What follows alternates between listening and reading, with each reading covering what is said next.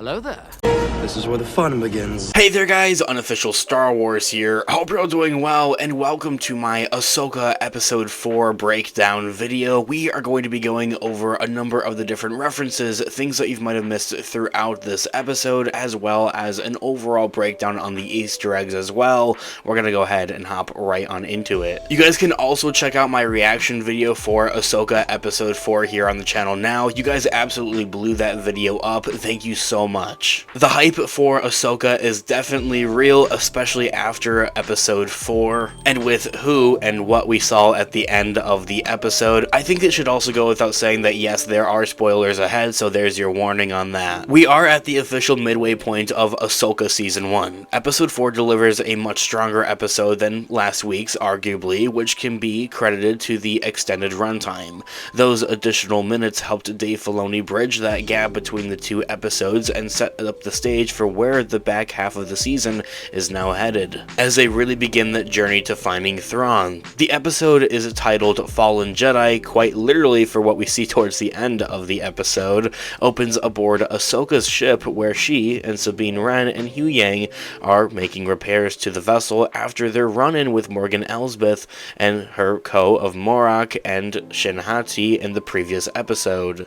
Ahsoka is understandably quite concerned about what might happen if Morgan is able to jump to the other galaxy and reteam with Thrawn, even bringing up the idea of it's not necessarily worth it if they're not able to go and actually help with finding Ezra or Thrawn. It's kind of like an all or nothing type of scenario and situation of where Ahsoka is telling Sabine that we're much better off rather just not doing any of this and making nobody go to this other galaxy, even if that does mean that Ezra Bridger is lost there forever. This war against the Empire has only recently ended, and if the heir to the Empire returns, being Thrawn, it would easily upset the balance and plunge the galaxy back into a deadly conflict.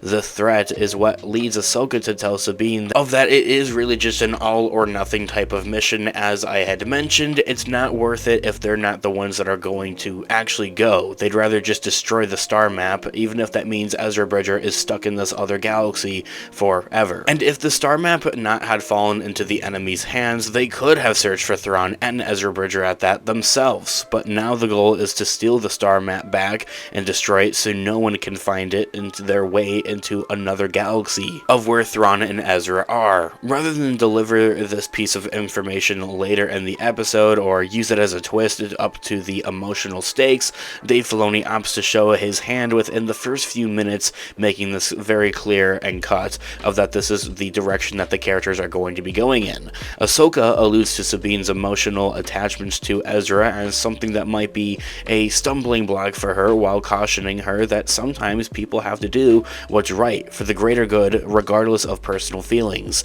and from there it's clear of where the episode is headed next. Their conversation gets interrupted by a small ambush of easily defeated droids that have attacked the ship and Huyang in an effort to slow them down from coming to the star map and to where Baylan and Morgan Elsbeth are with the star map. However, from there, Ahsoka and Sabine set out to locate the star map, but before they leave, Huyang makes them promise that they'll stay together because they're better that way. They teasingly agreed to do just that, but their promise is broken the moment that they run into Shinhati and Marrok. As with the previous episodes, a decent chunk of this episode, Fallen Jedi, is dedicated to lightsaber duels, and I'm here for it. I love it. While they are beautifully choreographed and expertly performed by the cast and their stunt doubles, these lightsaber fight scenes are pulled off perfectly, visually and everything. So firstly, discussing on kind of what went on with Marrok. I'll have a whole nother video discussing and talking about this later here on the channel in more detail and in more depth, because I myself am still trying to really figure it out, to be honest. But here's what we're getting here. After taking a lightsaber to the gut in episode 1, Sabine is raring to face off against Shinhati once more with a rematch, and they start off deeper deeper into the forest to duke it out, and despite Yang's best efforts to get Sabine prepared for this rematch, she still struggles to maintain any sort of upper hand against the well-trained apprentice, Shenati. Baylan has clearly put in those hours to ensure that his apprentice is capable of facing any opponent. With their first duel still fairly fresh in the minds of the audience, only taking place in episode 1, there aren't really any real stakes involved in their fight, but that doesn't stop it from being fun to watch Sabine try to figure out a fighting style that is really her own and something that is unique. We also are kind of seeing her get better with it, so I love seeing that. Ahsoka also gets a rematch of her episode 2 duel with Marrok. Through this time, the alleged Inquisitor seems far more keen to engage in a battle. The duel ends quite abruptly though, however, when Ahsoka sweeps her blade through Marrok and he pops like a balloon, quite literally. Everyone's theories about who Marrok actually is went up in a puff of smoke, quite literally. I think and believe that the only explanation for why Marrok just popped up into a puff of smoke just like that when he got stabbed and presumably died is because he is actually Night Sister witchcraft from Morgan Elsbeth, and that he's not really actually, well, real, and that he's really in reanimated corpse, I think, if for anything, is kind of the new theory that I've seen floating around here now. This quite honestly might be one of the funniest things that Dave Filoni has done thus far. With Marrok defeated and Sabine handling Shin, Ahsoka takes off to find the star map before it's too late. Before this week's episode of Ahsoka can wrap things up, it doles out one more duel, and we're in for it. This time between Baylan and Ahsoka. In the preamble to the duel, Baylan taunts Ahsoka about her old master, who had spoke so highly of her. She quickly tosses back the fact that Anakin never spoke about Baylan or mentioned him, but he simply twists the knife in deeper by accusing Ahsoka of abandoning Anakin when he needed her most. The short scene provides a very small glimpse into why Baylan is so on board with Morgan Elsbeth's plan to bring Thrawn back. In order to create, one must destroy. He's not quite power hungry, but he does seem to crave the order that came from the Empire's chaos. And perhaps that's rooted in what it means to be a fallen Jedi, the title of this episode. Sabine shows up towards the tail end of the duel after pulling a fast one on Shin, who was all too ready to mock Sabine for not having the Force. Sabine grabs the star map and threatens to destroy it as she and Ahsoka planned, but things go terribly away. The episode's title isn't just about a fallen Jedi, it's quite literally about a former Jedi falling over the side of a cliff. In a surprise twist, Baylan yeets Ahsoka's titular character over a cliff to her apparent death, leaving Sabine to pick up the pieces left behind. Ahsoka was right to worry that Sabine's judgment might be affected by her desire to reunite with Ezra, because as soon as Ahsoka is gone, Baylan tempts her with that very promise. She succumbs to that desire quite quickly, giving the star map back to Baylan and allowing herself to be taken hostage by the Master and Apprentice. I didn't forget, in the midst of all this chaos, Hera Syndulla attempts to play the rebel hero once more by breaking protocol and calling upon Carson Teva's fleet of X-Wing pilots to help stop Morgan Elsbeth and the rest of her fleet before they're able to make the jump into another galaxy. Carson Teva, of course having appeared in The Mandalorian before, is now back for some more with Ahsoka. Unfortunately though, however, she's too late. As the hyperspace ring takes off, it leaves a bunch of the X-Wing pilots to die and a shamble of their X-Wings just flying about and crashing into one another in the fray, sealing Hera's fate. As the episode shifts away from Hera and the Ghost,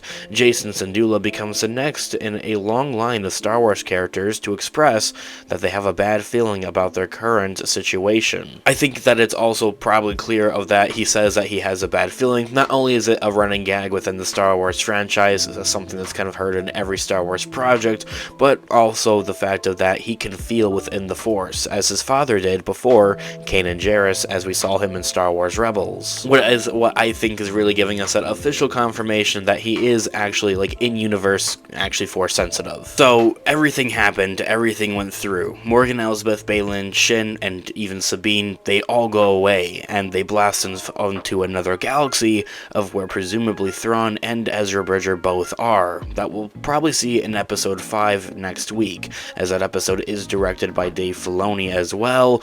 I'll have my preview video talking and discussing about that. This episode definitely really serves as that page-turning, just turning point overall, I think, within the season. I mean, it is the midway point of the season, episode 4 out of 8. It's kind of crazy to think that we still have another 4 episodes to go, and it feels like so much has went on, so much has happened, and this episode, or this overall show here, season 1 especially, has all been killer, no filler, as I've been mentioning here on the channel.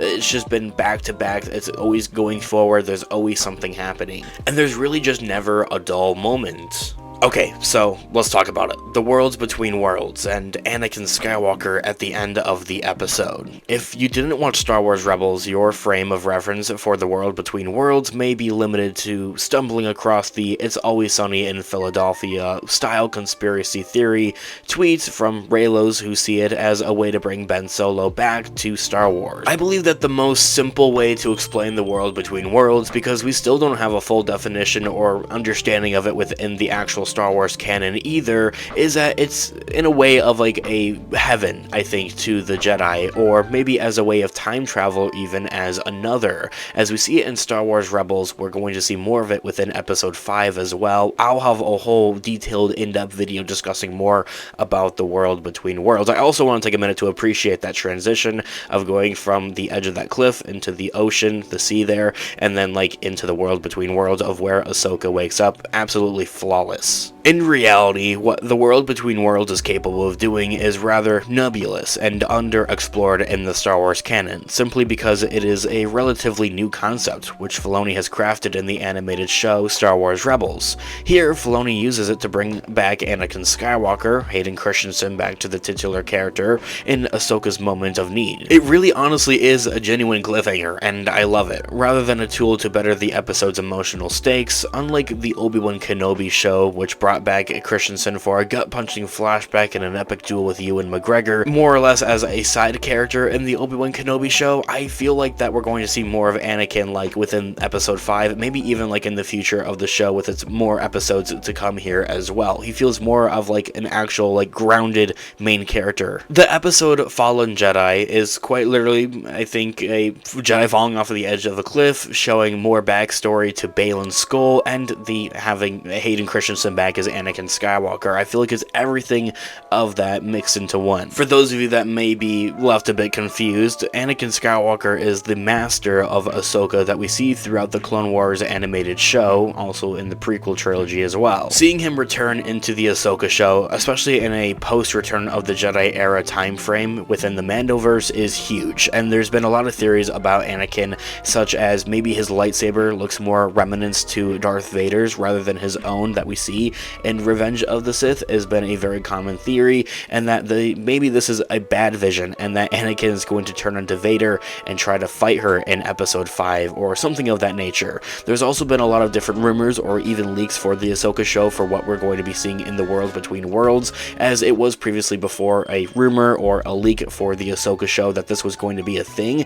I am one of those people that wasn't going to believe it until I seen it, and well, here we are. But before we discuss more about episode 5, that's something I'll talk about in another video, in our preview video here on the channel for Ahsoka episode 5. Let me know all of your thoughts and opinions in the comment section down below. I would love to hear what you guys are all thinking. What did you think about Ahsoka episode 4? I would love to hear all of your thoughts and opinions and theories in the comment section down below. Thanks so much for watching today's video. Of course, this has been Unofficial Star Wars. I'll catch you guys in the next one. Have a great one. May the Force be with you as always. Peace out.